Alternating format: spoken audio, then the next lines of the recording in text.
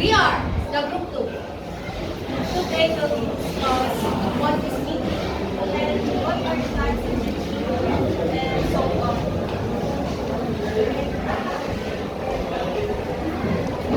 Misha. Yes, my friend.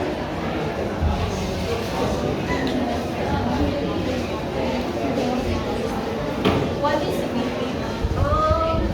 Meeting is about discuss and share information.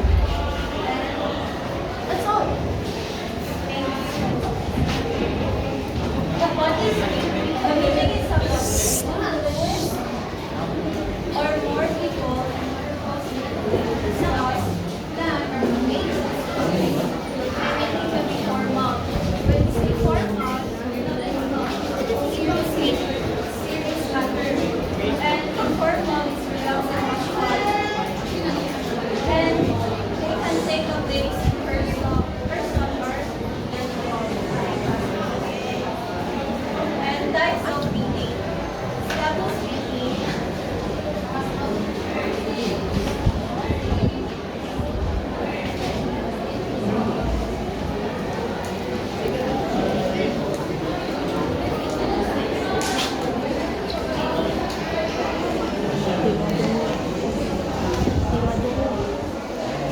Status meeting is a schedule meeting held to inform team members about the projects that in the whole is. Example in status meeting, what is the title of meeting and what the specific time and date. Keyword meeting. Keyword meeting is a chance to meet as a group and discuss important topics. And example, reporting activities and role play. Thank you, my friend. Good day, everyone. I'm Kisha again. I have a picture here.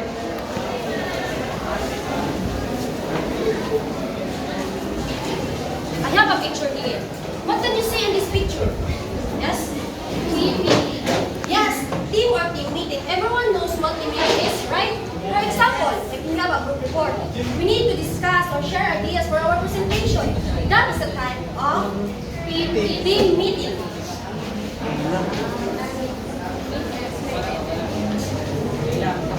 The second one is adult meeting. Do you familiar what is adult meeting? Anyone?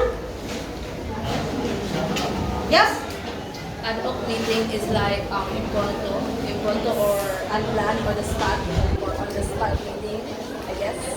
Yes, you're right.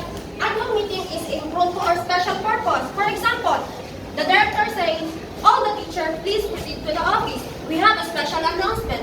That is the type of adult meeting. The last one is management meeting. Do you have any idea what is management meeting? Yes, my friend.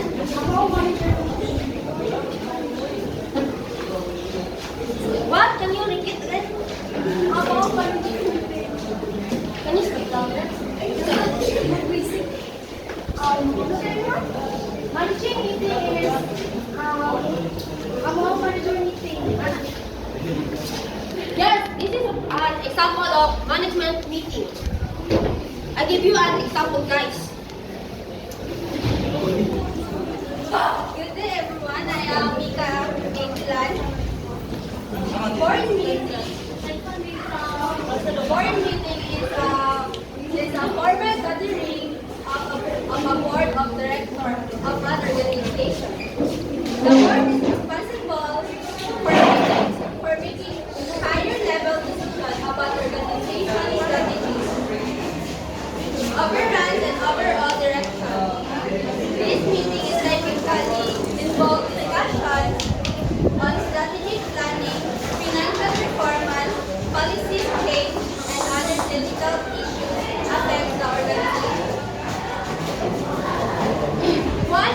One example of the board meeting is a non-profit organization may involve reviewing annual financial statements, discussing progress, strategy, and improving a program or activity.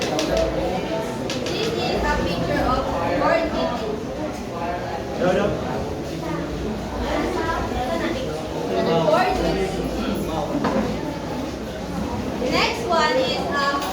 one meeting. So let's move on to the next topic, which is staff meeting.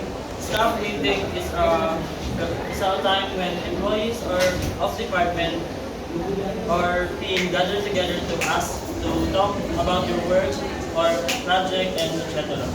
Example of staff meeting.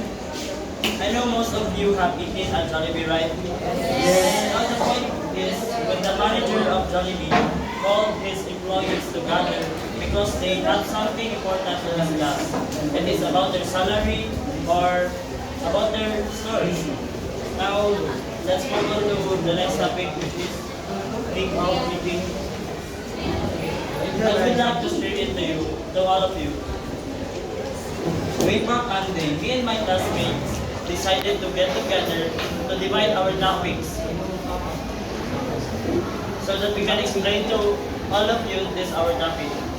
The point there is giving tasks to each of one of the members in your group, which is that is the meaning of kickoff meeting. Next type of meeting is pre-bid. Pre-bid meeting is a gathering schedule after advertising an invitation. Good afternoon, everyone. I am Kyla Gilberto. Today, we will know the tips about. We will know the tips for an effective meetings. So first, okay pa ba? Okay, papagtagal lang ka. Mga bata, kuminaw ha. First, don't read. Everyone gets the info without a meeting. It suggests using written communication like memos or emails. Next po is set objectives for the meeting. It means deciding what you want to achieve during the meeting. It's like having a goal for the meeting. Next po is provide an agenda beforehand. Sharing a list of topics that we will discuss during the meeting. It's like giving everyone a to-do list so they can come prepared. This makes the meeting more efficient.